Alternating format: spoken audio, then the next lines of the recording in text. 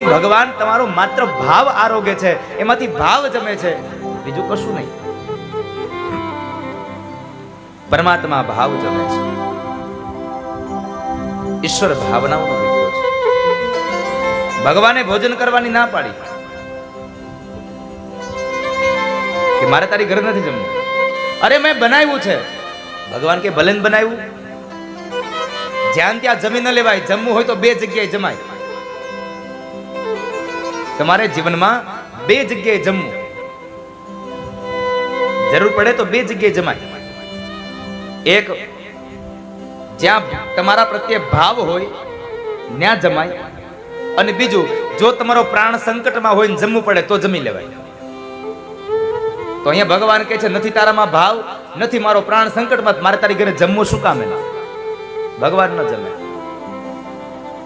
ભાવ વગર ભગવાન ન જમે. જ્યાં ત્યાં ભોજન કરી ન લેવું.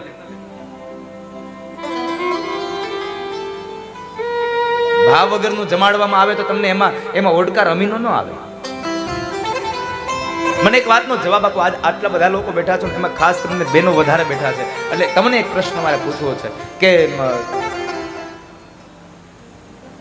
સ્વાદ રસોઈમાં હોય કે સ્વાદ જીભમાં હોય? ચાલો જવાબ આપો. જીભમાં સ્વાદ હોય આવું કહેવા વાળા જરા હાથ ઊંચો કરો, જેને ખબર છે જીભમાં સ્વાદ હોય. સ્વાદ બધો જીભમાંથી જ મળે ને? હા કહેવા વાળા હાથ ઊંચો કરો જરા. બરાબર. રસોઈમાં સ્વાદ છે આવું કહેવા વાળા જરા હાથ ઊંચો કરો.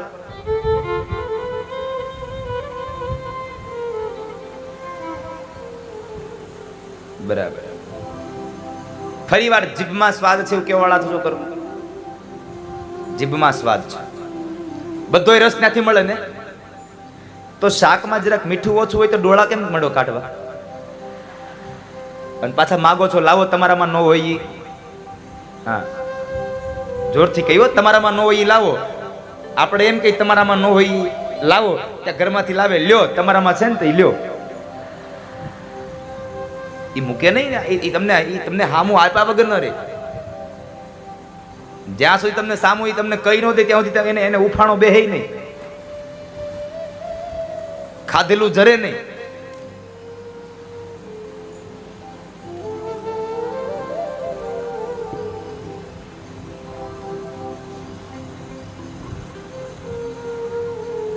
નથી સ્વાદ જીભમાં, નથી સ્વાદ રસોઈમાં. સાહેબ મહાપુરુષો એમ કહે છે સ્વાદ છે તમારા ભાવની અંદર. તમે 36 ભાતના 32 ભાતના પકવાન બનાવો, 56 ભોગ બનાવો, અને સામે બેહીને ડોળા કાઢીને કહો ખાવની, તો એ ભાવે? એમાં સ્વાદ આવે? પણ કોરો રોટલો હોય અને સાથે છાશ અને મીઠું આપી દીધા હોય છતાં પણ તમે જ્યારે સામે પ્રેમથી જમાડતા હોય ને તો તમને અમીનો ઓડકાર આપે. કારણ એ રોટલામાં હોય કે ન હોય, પણ તમારામાં ભાવમાં જે વસ્તુ હતી ને એટલા માટે માણસને ઓડકાર આપે છે. તમારા ભાવની અંદર સ્વાદ ભર્યો હોય છે. ખામો બેહી ગયો હોય મોઢું કઢીને ઉતરેલી જેવું કરીને, પછી ભાવે જમવાનું. ભગવાન તો ભાવનાઓનો ભીગો છે. અને એને કેટલી ખીર ખાધી હતી મીઠા વાળી.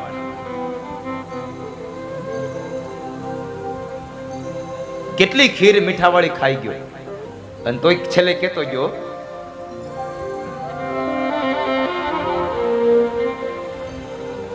ગોપીએ ભગવાનને જમવાનું આમંત્રણ આપ્યું. કહે છે કનૈયા મારી ઘરે જમવા ચાલ ને. કનૈયું કહે છે ચાલ તારી ઘરે જમું.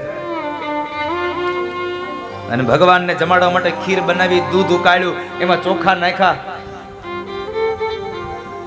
પણ ખાંડ નાખવાને બદલે નાખ્યું મીઠું. એટલે કવિને લખવું પડ્યું. સાહેબ બહુ સુંદર પંક્તિ છે. ખૂબ ભરીને મીઠું નાખ્યું, ખીર ખારી થઈ.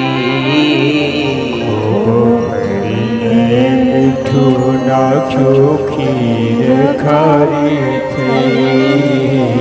ખૂબ ભરીને મીઠું નાખ્યું, ખીર ખારી થઈ.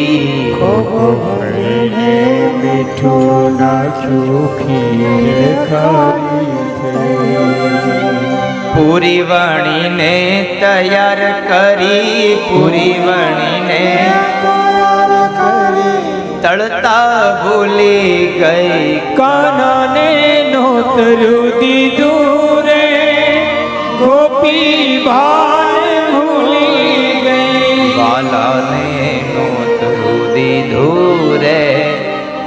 ગોપી ભાન ભૂલી ગઈ વાલાને નોતરું દીધું રે ગોપી ભાન ભૂલી ગઈ. ભગવાનને માટે એટલી ભાવ વિભોર બની ગઈ ગોપી કે એણે ખાંડને બદલે નાખ્યું મીઠું અને વળી પૂરી વણી નાખી પણ તળી નહીં. ભગવાન જમવા આવ્યા, ન ભગવાનને આસન આપ્યું, ન ભગવાનને થાળી આપી, પાટલા ઉપર પીરસી દીધું અને પોતે ભગવાનની પેલા જમવાનું ચાલુ પડી ગયું. એને ચાલુ કરી દીધું. નકર મહેમાન આવે તો આપણી ઘરે મહેમાનને કે મહેમાન તમે ચાલુ કરો.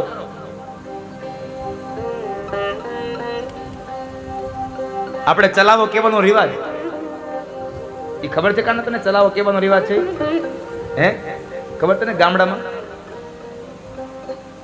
શું ખબર તને? ચાલુ કરો એમ એ નહીં. લગ્ન પ્રસંગમાં તને ખબર? પેલા હવે બુફે થઈ ગયું. પેલા આમ ઓલી પંગત પાડતા, પછી એમાં એક માણસ હોય હવારના સફેદ કપડા પહેરીને આટા મારતા હોય. એ ક્યાંય એ વાંકા ન વળે, એના કપડે દાગ ન પડવા દે. હું કામ એને સફેદ કપડા પહેર્યા હોય? ખાલી ચલાવો કેવા હતું છે. હા, આ એક પદ્ધતિ હતી સાહેબ. હવારના આમ આમથી આમ અહીંથી લઈ લે, અહીંથી લઈ લે, આટલું જ કહેવાનું હોય ચલાવો. પછી દેખાય જ નહીં રસોડામાં. પછી કારણ કે ચલાવો કીધા પછી શું હોય, ત્યાં હેઠા વાસણ ને બધું એ ઉપાડવાનું, એટલે પછી એ ઉતારે, એ પછી ન દેખાય. ચલાવો કહેવાનો રિવાજ હતો આપણામાં. તમે ચાલુ કરો પછી અમે જમીએ. અહીંયા તો ગરધણી પોતે ચાલુ પડી ગયા. ભગવાન તો જોતા જ રહ્યા છે. આ શું કરે છે? ગોપી તો ભગવાન ગોપીએ ચાલુ કરી દીધું. ભગવાન જોવે છે, એટલે આ મને કહેતી નથી અને પોતે ચાલુ પડી ગઈ.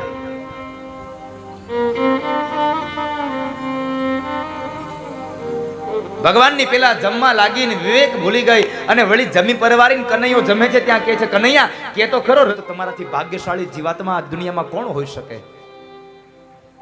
માટે કાકા વિદુર તમે ભાગ્યશાળી છો, તો મને જ્ઞાન સંભળાવો ને. કાકા એ જ્ઞાનનો ઉપદેશ તમારે લેવો હોય તો તમે જાજો મૈત્રેય મહારાજના આશ્રમની અંદર. ભગવાને ભલામણ કરી છે મૈત્રેય ઋષિને. એક રાત્રિનો સમય યમુનાના કિનારે